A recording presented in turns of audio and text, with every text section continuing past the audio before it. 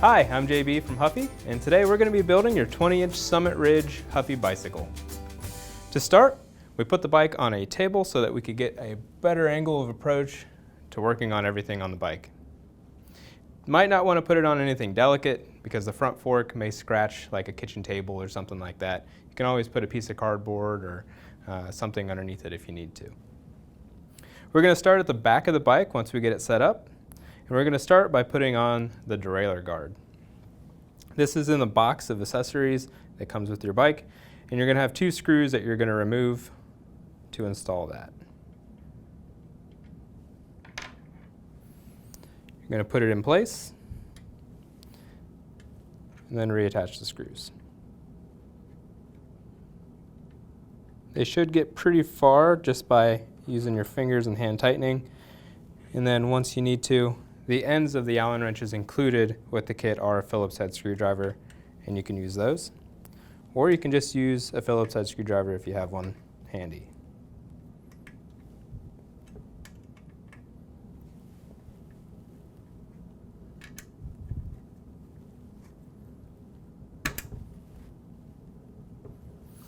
Once it's in place, you're going to move to your seat. Your seat comes as 2 pieces, the seat or saddle and the seat post. You'll start by taking the seat post on the skinnier end and sliding it into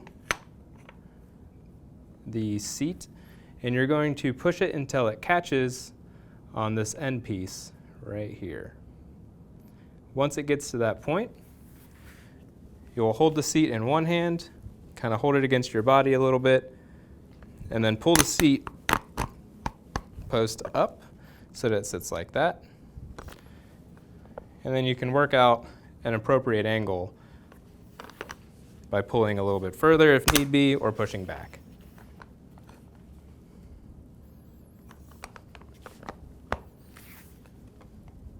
That looks pretty good. To tighten the seat post in place, use a 15mm, which is included in the tool that comes in the box. And you'll tighten each side a little bit until the post stops moving.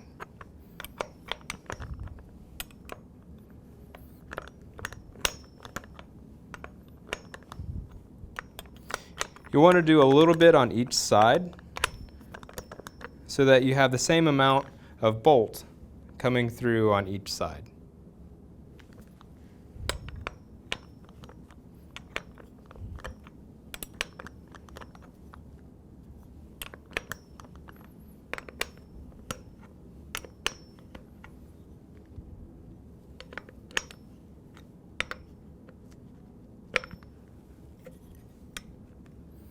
So now our seat post is secure. We made sure that it went all the way down so that it's got enough space.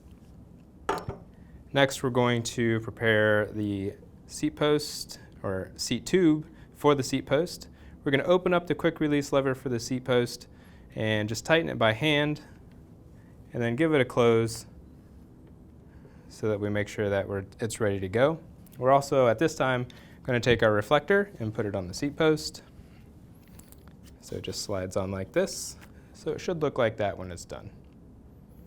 I'm not going to tighten it right now because I want it to be able to be adjusted for whoever's riding the bike.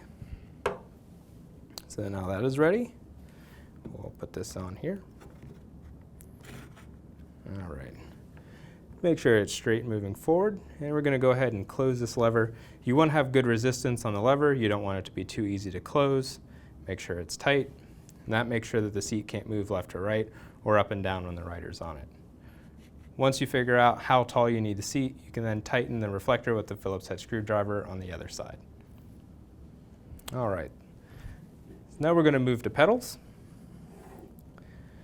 The pedals are marked with an L or an R sticker. It also has an L or an R on the stem of the pedal so that you know which one is which. The pedals are a little weird and a little different sometimes. The right pedal is righty-tighty, and the left pedal is lefty-loosey, or lefty-tighty, sorry.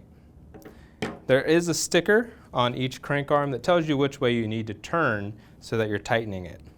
There's also a sticker on the pedal that tells you which way to turn, And just in case there is no sticker and you can't read the L or R stamped on the bottom, let's say it just gets a little marred up, the left pedal has a bunch of rib marks around where the wrench goes so that you can identify it from the right pedal. So let's go ahead and start with the right pedal. We're going to move that just a little bit and screw it in by hand. And always start by hand so that you don't accidentally strip out the threads in the crank.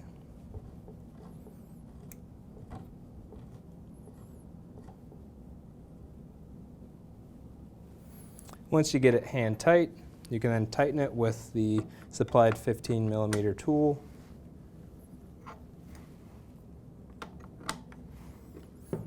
And you'll hold on to the other crank arm and make sure that it gets on there tight. You do want to make sure that it's tight so that it doesn't come back off when someone's riding the bike. We'll do the left side now. Remember, it's lefty-tighty. And once again, doing it by hand first to prevent any stripping of the threads.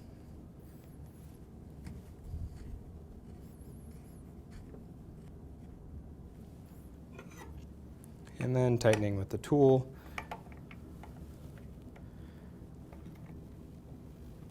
To make sure that it's tight.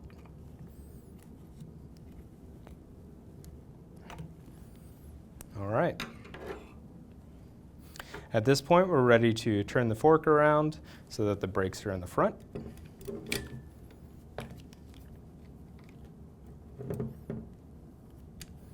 And we will slide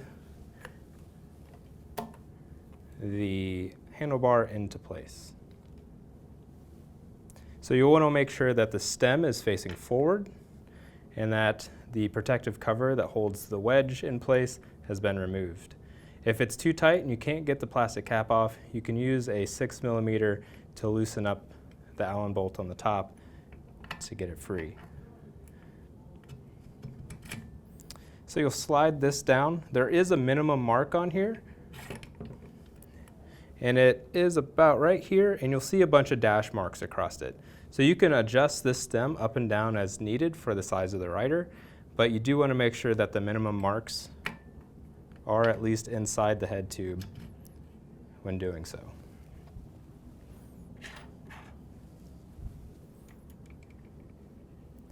And we're just going to tighten this a little bit right now so that we can get it stuck in place as we add the front tire, and then we'll come back and adjust that so that it's straight with the front tire when we get it completely assembled. All right, so for the front tire, we're going to release the brake mechanism in the front so that we can get the tire on. You do this by holding on to the silver part of the brake arm, and then you'll pull back on the housing wire, and that'll let you release that. No need at this time to loosen up the wire inside the housing. You can leave that be for right now.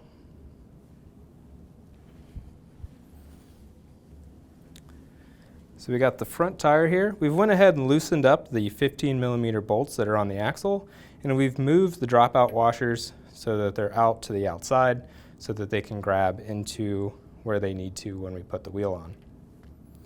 As far as tread goes, you want the tread to match the back tread, so make sure that you have it pointing in the right direction. Now we'll slip this on.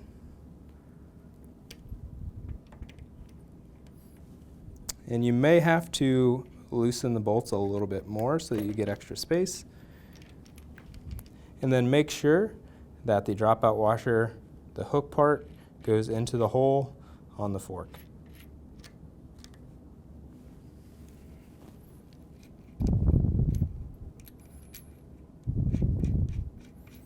Hand tighten both sides. And make sure that the wheel and tire is in the middle of the fork. Adjust as necessary if you need to retighten. Once you're this far, you can use the kickstand to keep the bike upright. Then I'll use the provided 15mm tool to finish tightening.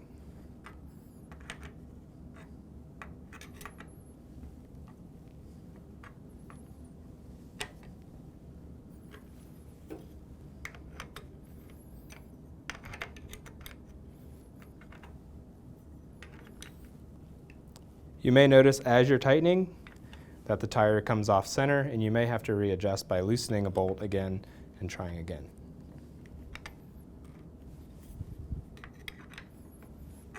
And it is important to make sure that the tire is in the middle of the fork. That way your brakes work properly when you have them attached. So to attach the brakes, we're going to bring the two pieces together again. So you'll push the levers together, slide that piece over, and then it should look like that when it's done.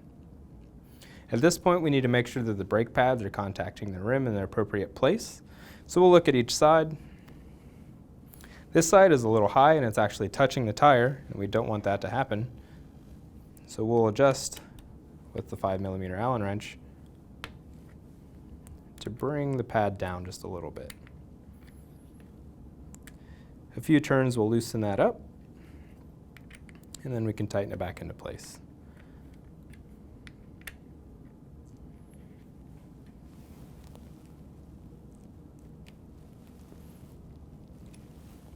All right, so it's not touching the tire anymore, so that's good. We'll do the same thing on this side, making sure that it's good. This side was good from the factory. And then we will just test the brake to make sure that it's okay. So in this case, this lever over here, moving a whole lot. This side over here, not so much. So we need to make a couple adjustments. For this, you'll need a Phillips head screwdriver. And once again, you did have one come in your kit on both of the Allen wrenches included. So what we're going to do is we're going to increase tension on the spring by screwing in the Phillips head screw on the side that's not moving. So we'll give this a full turn or 2 half turns and test again. And it's still a little tight. So we'll repeat that.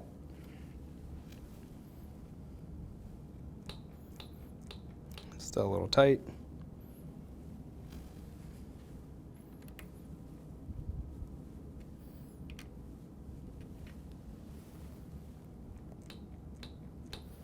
And we'll keep doing this until the side that needs to move starts to move. So now you can see that we're getting a little bit of movement there. I'm going to give it another half turn.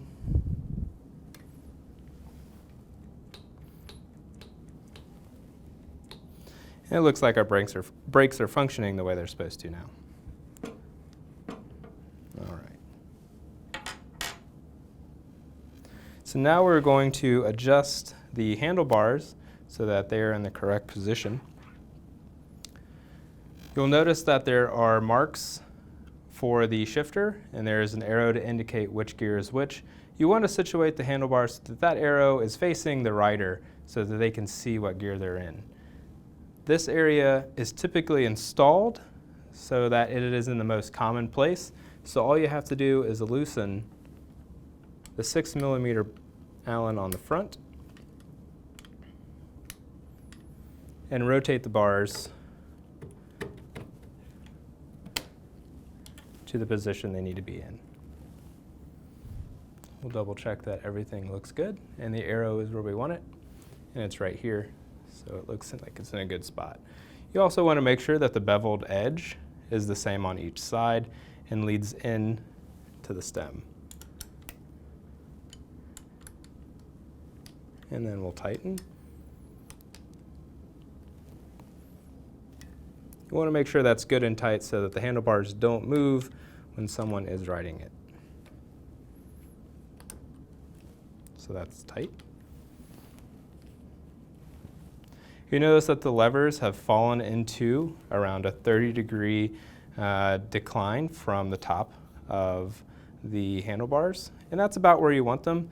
You may want them a little bit lower, and you can adjust that with a 5mm Allen wrench on the bottom.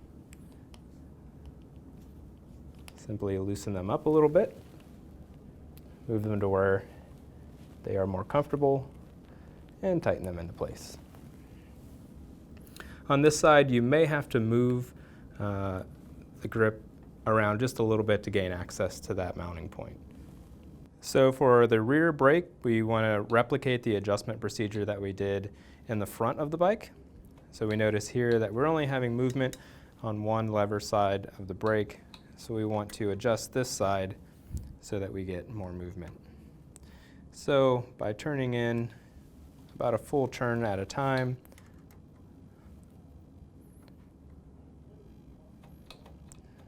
we start to notice that we get some movement on this side, and should be equal, and you should have all the movement you need. All right, so now we're to the point where we should start tightening up these little things like the reflectors. So we make sure that it's tight and where it needs to be. It can be viewed from the back of the bike. It's not obstructed by the tire or anything hanging from the seat. We want to make sure that we tighten up the front reflector so that it is parallel with the ground, so that it works properly and people can see you coming at night. Once that is tight, you'll be all good there. You'll want to align the handlebars with the front tire to make sure that they're correct. Just make sure that they're straight, and then use the 6mm to tighten so that there is no more movement.